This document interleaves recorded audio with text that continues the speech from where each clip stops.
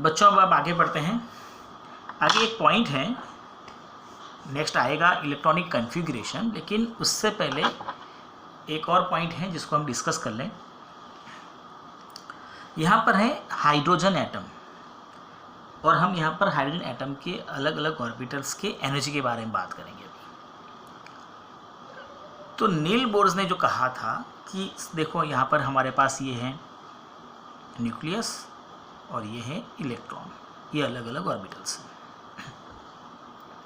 अब अगर यहाँ से इलेक्ट्रॉन एज हाइड्रोजन जो है वो सिंगल इलेक्ट्रॉन स्पीसी है, मतलब कि उसके अंदर एक ही इलेक्ट्रॉन होता है। तो अगर उस इलेक्ट्रॉन को यहाँ से इस ऑर्बिट में या इस ऑर्बिट में जाना है तो वो जा सकता है, किसी भी एनर्जी लेवल पे जा सकता है, because hydrogen it is a single species atom या सिंगल इलेक्ट्रॉन स्पीसी। अगर मैं बात करूँ कि the energy of orbital depends on only n, मतलब quantum numbers, not on l, मतलब अजीमुथल नंबर। मतलब कि in case of hydrogen the energy of orbital depends on n only, वो सिर्फ और सिर्फ प्रिंसिपल क्वांटम नंबर के ऊपर डिपेंड है, अजीमुथल क्वांटम नंबर के ऊपर डिपेंड नहीं है। सो यहाँ पर in case of hydrogen only principal quantum numbers is matter. Azimuthal quantum number यहाँ पर मैं कह सकता हूँ कि भाई अजीमुथल क्वांटम नंबर का कोई रोल यहाँ पर नहीं है।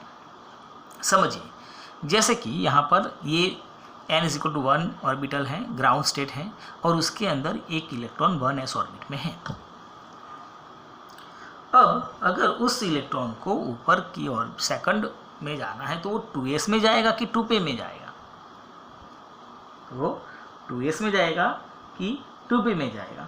तो वो दोनों में से किसी में भी जा सकता है, क्योंकि यहाँ पर ये s, p या d या f जो है वो अजीमुथल क्वांटम नंबर है, और यहाँ इन केस ऑफ हाइड्रोजन ये अजीमुथल क्वांटम नंबर जो है वो मैटर नहीं करता है, सिर्फ और सिर्फ प्रिंसिपल क्वांटम नंबर। तो इन दोनों केसेस के अंदर प्रिंसिपल क्वांटम नंबर जो है वो सेम है, तो इलेक्ट्रॉन यहाँ से यहाँ या यहाँ से यहाँ किसी में भी जा सकता है। इन दोनों की एनर्जी जो है वो सेम ही होगी, मतलब 2s = 2p। 2p में 3 होती हैं, 2px, 2py एंड 2pz, ये चारों की एनर्जी सेम ही होगी। या तो इस इलेक्ट्रॉन को अगर हम थर्ड सेल में भेजें तो वहाँ पर 3s and 3p and 3d में से किसी में भी वो जा सकता है, क्योंकि तीनों में n=3 है जो सेम है। इसका मतलब कि हाइड्रोजन के लिए, हाइड्रोजन के उस इलेक्ट्रॉन के लिए इन तीनों की एनर्जी सेम ही होगी। 3s हो या 3px हो, 3py हो, 3pz हो, या 3d की 3dxy हो, 3dzx हो, 3dyx हो, 3dx2 - y2 हो या 3dz2 हो, इन सभी की एनर्जी लेवल सेम ही होगी। Hydrogen can move from 1s to any other orbitals. Suppose आप फोर्थ ऑर्बिटल्स ले लो, फोर्थ शेल ले लो, तो भी उनमें 4s, 4p, 4d, 4e में भी कहीं पे भी जा सकता है। यहाँ पर in case of hydrogen azimuthal quantum number important नहीं होता है, सिर्फ और सिर्फ प्रिंसिपल क्वांटम नंबर ही होता है। So this type of orbitals, the orbitals have same energy level या same energy, such orbitals are known as discrete orbitals। ऐसी ऑर्बिट्स को कहा जाता है discrete orbits। ये हम ग्राउंड्स की बात करें, यहाँ पर ये हाइड्रोजन के अंदर ऐसा हो सकता है, लेकिन अगर मल्टी इलेक्ट्रॉन स्पीसी हैं अदर देन हाइड्रोजन तो वहाँ पर ऐसा नहीं होगा। वहाँ पर दोनों n और l, मतलब कि principal quantum number as well as azimuthal quantum number, दोनों जो है वो इम्पोर्टेंट होते हैं। तो मल्टी इलेक्ट्रॉन एटम्स जो होते हैं या मल्टी इलेक्ट्रॉन स्पीसीज जो है उसमें energy depends on n as well as l। मतलब शेल या तो ऑर्बिट एंड सब शेल या तो सब ऑर्बिट्स, बोथ मैटर, दोनों इंपॉर्टेंट होते हैं। For this we can use Bohr Bury rule. Bohr Bury rule जो है वो यूज़ किया जाता है for finding the higher energy. दो ऑर्बिट्स हैं तो दोनों में से सपोज इलेक्ट्रॉन जो है वो 1 में से 2s में जाएगा कि 2p में जाएगा, तो हमें देखना पड़ेगा कि दोनों में से एनर्जी डिफरेंस क्या है, किसकी ज़्यादा है किसकी कम है, और उसके लिए बोर-बरी रूल है, वो कहता है n + l। याद रखना n + l, मतलब जिस ऑर्बिट्स के लिए n+l का सम ज़्यादा आता है, समझो कि उसकी एनर्जी जो है वो ज़्यादा होगी। n+l का सम जिसमें ज़्यादा होगा उसकी एनर्जी ज़्यादा होगी। तो हम एग्जाम्पल से देखते हैं, जैसे कि हमारे पास दो ऑप्शन थे कि भाई 2s में जाएगा इलेक्ट्रॉन कि 2p में जाएगा, तो दोनों के जो है वो हम n+l की वैल्यू फाइंड कर सकते हैं। Where as n is equal to principal quantum number, l is equal to azimuthal quantum number. Okay, अब 2s है, 2 मतलब ये जो आगे वाला जो 2 है वो हमें दिखाता है n की वैल्यू, तो we got the n is equal to 2, दोनों में n इज इक्वल टू 2 रहेगा। यहाँ पर s है और यहाँ पर p है, s के लिए l की वैल्यू हमेशा 0 ही रहेगी, मतलब azimuthal quantum number is 0 in case of L, whereas in case of P azimuthal quantum number की वैल्यू हो जाती है 1। नाउ सम, तो 2 + 0 इज इक्वल टू 2, n+l की वैल्यू आएगी 2 in case of S orbit, whereas in case of 2p the sum is 3, means that 2s और 2p में से 2p की एनर्जी ज़्यादा होती है, तो पहले इलेक्ट्रॉन 2s में जाएगा फिर 2p में जाएगा। वन मोर एग्जाम्पल लेते हैं, जैसे 2p and 3s है, ठीक है, तो यहाँ पर 2 मतलब quantum number 2, principal quantum number 2 है, और p के लिए अजीमुथल क्वांटम नंबर 1 आएगा, दोनों का सम हो जाएगा 3। यहाँ पर 3s है, n की वैल्यू हो जाती है 3, s के लिए अजीमुथल क्वांटम नंबर आता है 0, 3 + 0 3। अब यहाँ पर देखेंगे तो यहाँ पर भी n+3 0 है, यहाँ पर भी n+3 0 है। In such condition where n+l is similar, जहाँ पर दोनों में n+l की वैल्यू सेम आती है, मतलब ये नहीं है कि दोनों की वैल्यू सेम हो गई, दोनों की एनर्जी सेम हो गई, वहाँ पर we have to prefer the principal quantum number. इसमें से देखना पड़ेगा प्रिंसिपल क्वांटम नंबर किसका ज़्यादा है, इसका ज़्यादा है तो इसकी एनर्जी ज़्यादा हो जाएगी। अगर n+l की वैल्यू सेम आती है then what we have to consider, principal quantum number, दोनों में से जिसकी वैल्यू ज़्यादा होगी। पहले से हमें ये नहीं देख लेना, पहले हमें ये n+l वैल्यू फाइंड करना है। अगर वो सिमिलर आता है then we have to prefer the principal quantum number. अब जैसे यहाँ पर देखें 2px 2py एंड 2pz में देखें तो तीनों में 2 2 2 रहेगा, n की वैल्यू 2 है और p की वैल्यू तीनों में मतलब p मतलब अजीमुथल क्वांटम नंबर, l की वैल्यू 1 1 1, तो इन तीनों केसेस में 3 3 ही रहता है। क्वांटम नंबर देखा जाए प्रिंसिपल क्वांटम नंबर वो भी तो 2 2 2 है, तो है तीनों की वैल्यू सेम ही तो थी, इसलिए तो हमने कहा था कि 2px में रखो या 2py में रखो या 2pz में रखो, कोई फ़र्क नहीं पड़ता है। p ऑर्बिट्स के अंदर px में रखो या ppi में रखो या pz में रखो, देयर इज़ नो इश्यूज़। एक और एग्जांपल देखते हैं, जैसे बच्चों देखिए 4s एंड 3d, तो 4 मतलब प्रिंसिपल क्वांटम नंबर, n की वैल्यू रहेगी 4s मतलब अजीमुथल क्वांटम नंबर की वैल्यू रहेगी 0। यहाँ पर 3d है मतलब n = 3 एंड d = 2, 3 + 2 यहाँ पर हो जाता है 5 और यहाँ पर होता है 4, तो इसकी वैल्यू ज़्यादा, इसकी एनर्जी ज़्यादा रहती है। It will help us to find the electronic configuration. तो हमारा जो नेक्स्ट पॉइंट जो है वो है इलेक्ट्रॉनिक कन्फिगरेशन। इलेक्ट्रॉनिक कन्फिगरेशन मतलब क्या, the arrangement of electron in the orbits. Simple, electronic configuration का मतलब क्या होता है, इलेक्ट्रॉन्स की अरेंजमेंट। हम अरेंजमेंट कैसे करेंगे तो उसके लिए यहाँ पर अबाउ प्रिंसिपल आएगा। अबाउ प्रिंसिपल क्या कहता है कि in the ground state of the और atoms the orbitals one filled in order of their increasing energies।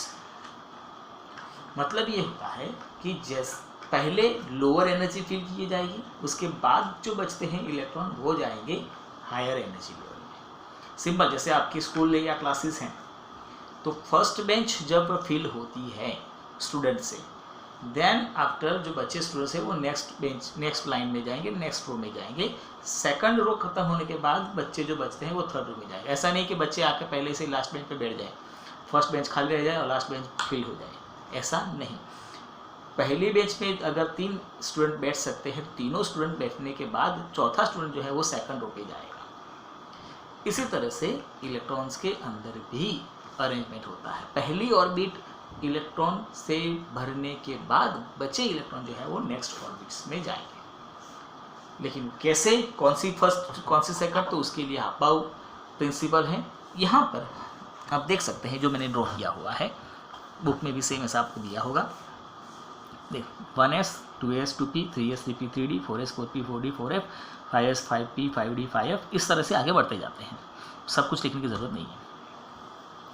तो इलेक्ट्रॉन पहले कैसे जाएगा, कौन सी ऑर्बिट में जाएगा, तो इलेक्ट्रॉन पहले 1s ऑर्बिट में जाएगा। 1s ऑर्बिट में से फिल होने के बाद वो जाएगा 2s में, 2s फिल होने के बाद वो 2p में, 2p में से 3s, 3s के बाद 3p, then 4s, then 3d, 4p, 5s, इस तरह से आप देख सकते हैं। ये जो लाइंस ड्रॉ की हैं, जो एरोज ड्रॉ किए हुए हैं, उसी डायरेक्शन में आपको आगे बढ़ते रहना है। 1s के बाद 2s के बाद 2p, 3s, then 3p, 4s, then 3d, 4p, 5s, इस तरह से so on you have to move ahead. तो आप देख सकते हैं मैंने यहाँ पे लिखा हुआ है कि 1s, then after 2s, 2p, 3s, 3p, 4s। 4s पहले आता है, क्यों भाई यहाँ पे 4s पहले आया और 3d बाद में आया, तो अगर हम यहाँ पर बोर एंड बरी रूल अप्लाई करके देखें n + l, तो आपको पता चलेगा कि इसकी वैल्यू जो है वो ज़्यादा आती है। इसकी n + l की वैल्यू रहेगी 5, जबकि इसकी n+ की वैल्यू रहती है 4। दैट्स वाई 3d बाद में आता है, 4s पहले। 3d के बाद 4p, 5s, 4d and so on, इस तरह से आगे बढ़ते रहना है। तो ये था हमारा Aufbau principal. Then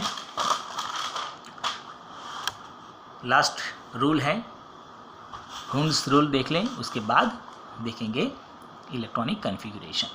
Hund's rule क्या कहता है, तो pairing of electron in the orbitals belonging to the same subshell PDF does not take place until each orbitals belonging to that subshell has got the one electron.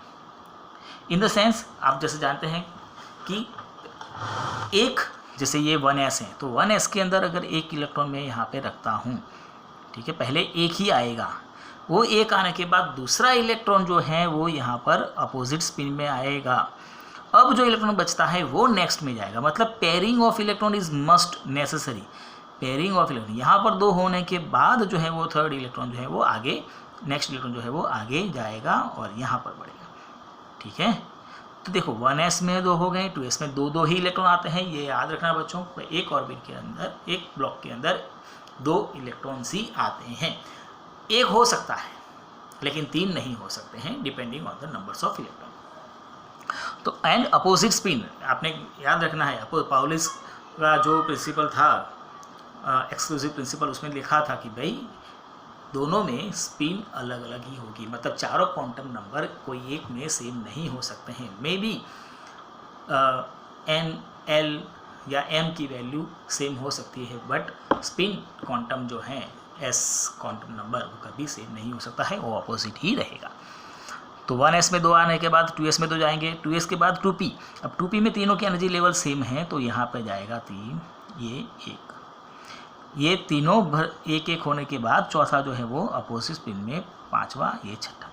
Remember ये 1s और ये 2s को अलग अलग रखा हुआ है, बीच में स्पेस है, ये दिखाता है कि इसकी और इन दोनों की एनर्जी सेम नहीं है, इसकी और इसकी एनर्जी में डिफरेंट है। सेम वे 2s और 2p में देखा जाए तो अलग अलग रखा हुआ है, मतलब इन दोनों के बीच में एनर्जी का डिफरेंस है। लेकिन 2px, 2py, 2pz तीनों सेम ही ब्लॉक में दिखाए हैं, इसका मतलब ये तीनों की एनर्जी सेम होगी। देन आफ्टर 3s में 2 इलेक्ट्रॉन जाएंगे बच्चों। 3s में 2 होने के बाद 3p में पहला, फिर दूसरा, फिर तीसरा, ये होने के बाद हम उसको पेयर करेंगे, इस तरह से पेयर हो। Then after as well as 4s, then 3dx में फिर ये 3d में 1, 3d में ये 5 होने के बाद फिर आप उसको पेयर करेंगे इस तरह से। ऐसा नहीं कि पहले से ही 2 कर दे, यहाँ पे 3d में ये 5 में पहले 1-1 अरेंज होगा, फिर आएगा। एंड सेम वे p में भी 1-1 होगा, उसके बाद हम उसको पेयरिंग करेंगे। तो ये हुंड्स रूल है। अब देखते हैं हम the last topic of the chapter is electronic configuration. Very simple. आप देखो जैसे कि हाइड्रोजन, तो एक ही इलेक्ट्रॉन है, एक ही ऑर्बिट आएगी, 1s ऑर्बिट में 1 इलेक्ट्रॉन अरेंज होगा। देन हीलियम के 2 इलेक्ट्रॉन है, तो दोनों भी 1s में आ जाएंगे। देन अपन लिथियम में 3 होते हैं, तो पहले 1s में 2 आएंगे, और वो 2 कंप्लीट होने के बाद जो तीसरा बचा वो जाएगा 2s में। देन बेरिलियम के अंदर 2 आएंगे और जो 2 बचे वो जाएंगे 2s में। देन बोरॉन, बोरॉन का 5 नंबर है, 5 नंबर मतलब 5 इलेक्ट्रॉन होंगे उसमें, तो 2 1s में, 2 2s में, एंड देन आपका जो बचा 1 जाएगा 2p में।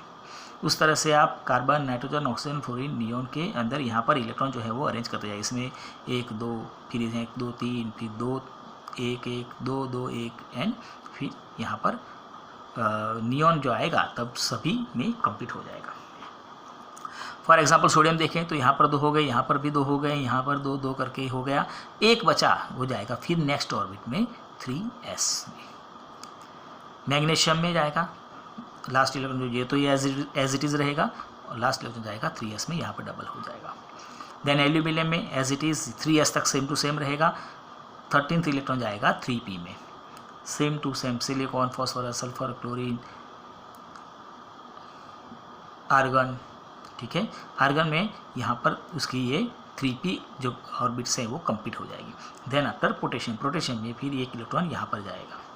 तो इस तरह से आपको क्या करना है, पहले सिंगल इलेक्ट्रॉन करना है, फिर उसको आप पेयर बना दीजिए, डबल कर दीजिए, और ऑर्बिट्स की जो एनर्जी लेवल है उसको ध्यान में रखते हुए आप इलेक्ट्रॉन की कन्फ्यूजन कर सकते हैं।